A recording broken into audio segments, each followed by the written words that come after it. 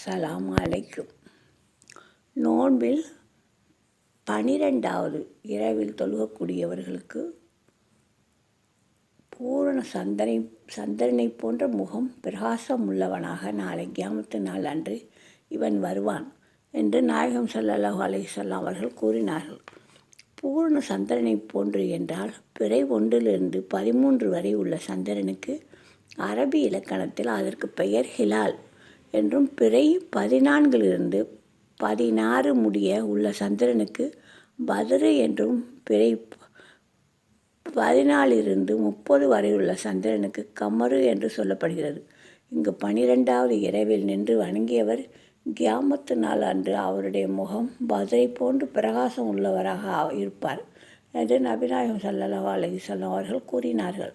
அது எவ்வளவு பெரிய அரும்பெரும் பாக்கியமாக இருக்கிறது என்று சிந்தித்து பாருங்கள். மேலும் திருக்குர்ஆன் ஷரீஃபில் இறைவன் கூறுகிறான், நாளை கியாமத்து நாள் அன்று சிலர் முகம் கருத்த வண்ணமாகவும் மிகவும் அருவருக்கத்தக்க முறையில் காட்சி அளித்த வண்ணமும் வருவார்கள்.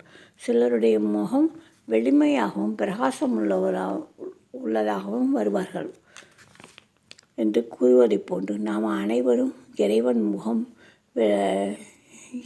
முகம் வெளுமையாக உள்ளவர்களும் மிகவும் பிரகாசம் உள்ளவர்களாகவும் கியாமத்து நாள் அன்று அவனுடைய சன்னிதானத்தில் அளவில் வர செய்வானாக.